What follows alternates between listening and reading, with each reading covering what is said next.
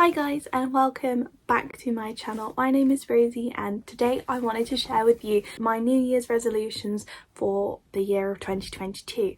So I've divided it up into 5 categories and these are all my personal goals, what I want to do for myself, and I hope that maybe it can inspire you, or equally these are what I want to do for the best year for myself. Don't feel any pressure that you should have any goals really at all.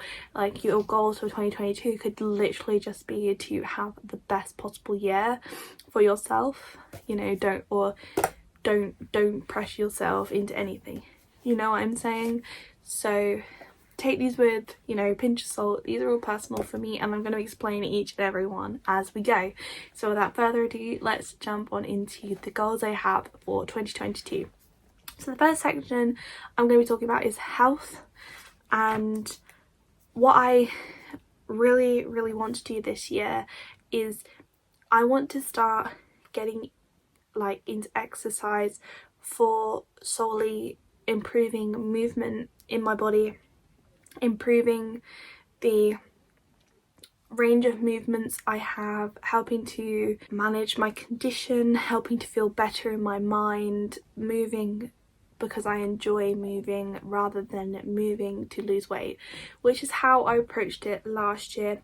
It didn't go very well for 2 reasons: because I didn't see the progress that I wanted to as quickly as I wanted to, and also I hurt myself, which turned it out I didn't hurt myself and it was an autoimmune condition, but that's besides the point.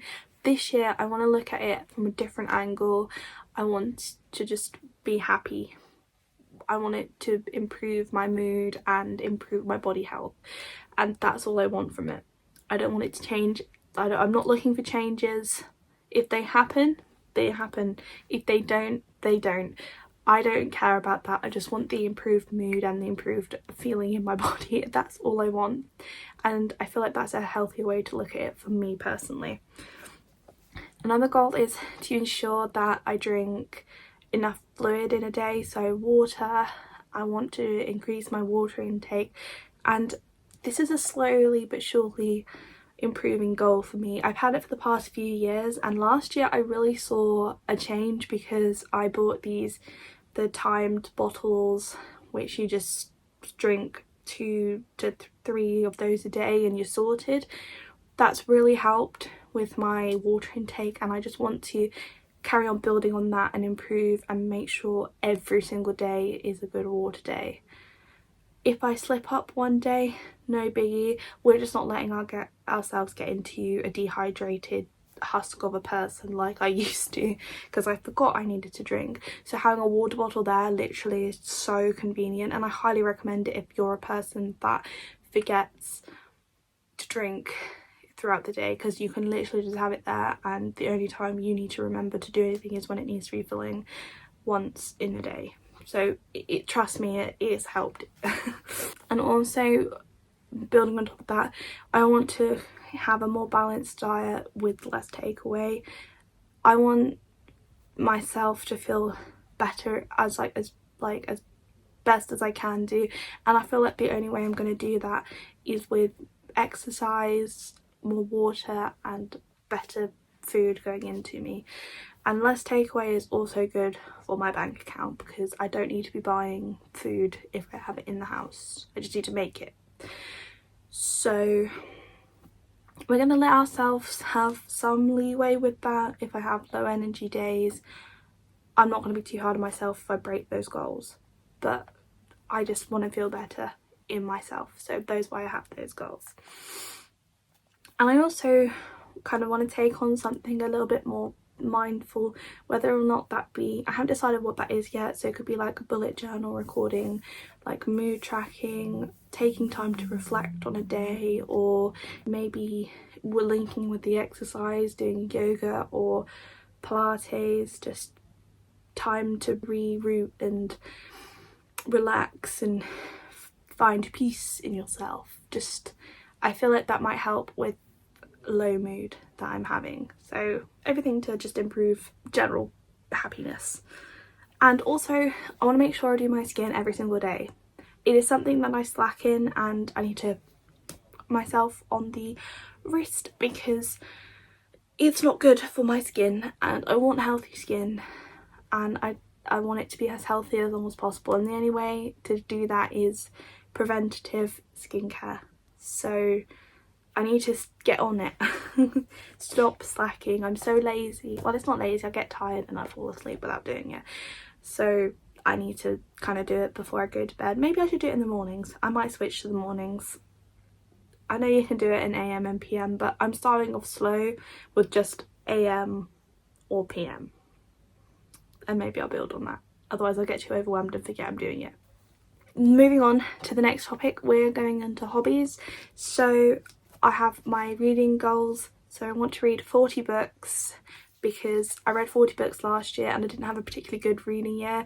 I know I can read over 100 a year, but I'm giving myself a smaller target because I'm at uni still. It's third year, most intensive maybe, and I meant semester because it's the end one, and I just don't want to put any pressure. I want to read for enjoyment, which is another goal. Read to have fun. Don't read for anything else other than have fun.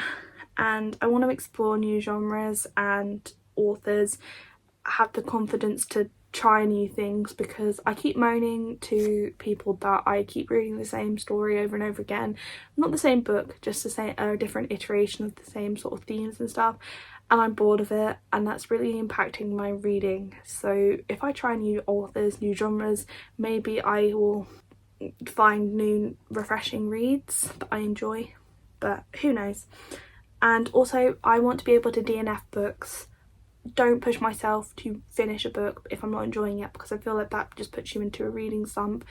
And that's why I didn't have a good reading year last year, because I kept picking up books that I didn't enjoy and I forced myself to read them to the end, and I should have just put them down, said goodbye and started something else that I would have enjoyed more.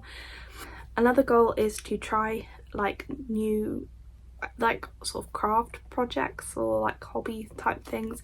I started different things last year. I got my nan to teach me how to sew, and I still need to carry on with that. So I'd like to start some new projects with her whenever I have the time to. With uni it's a little bit difficult to do that. And I also did some gem painting by gems, which was so fun, and I just wanted, like, it's a good way to spend time with yourself, if that makes sense, just to like think about things, just chill out, relax. It is a good way to de-stress, so that's why I wanted to explore more creative hobbies. And another goal is to consistently upload to my YouTube channel, and I hope I can stick with that goal. Number 3 is socials.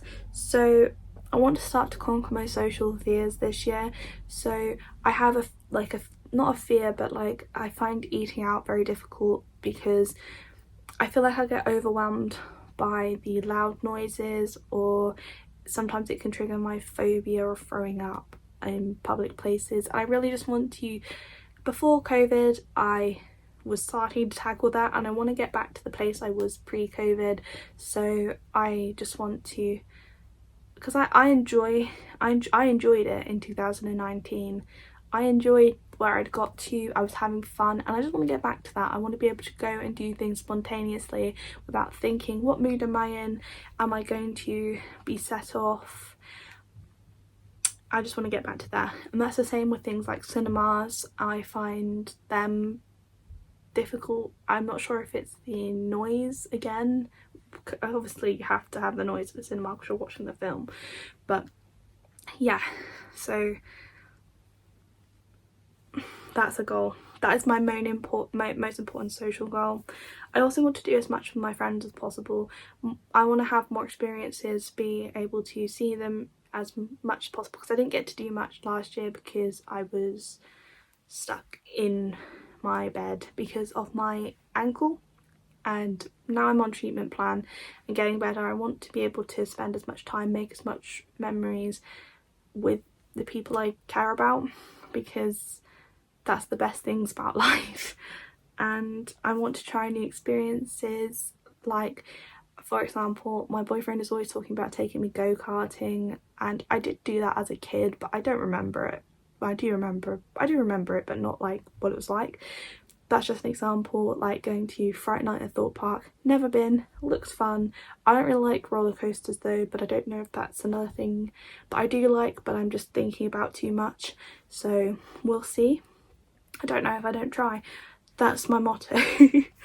And I basically want to do as much in 2022 as I physically can, as like one, as COVID allows, one, as my bank account allows, and two, as physically possible. Number 4 is to do with uni, and so I want to make the most of my last term of uni, which is, I mean this in both social and academically. So socially, I want to spend as much time with my friends before everybody goes off back to their like hometowns, or if they move to different places, or you know, careers and everything. I want to spend as much time as possible, because you don't really know when the last time you get to spend time with people is, and I will miss them.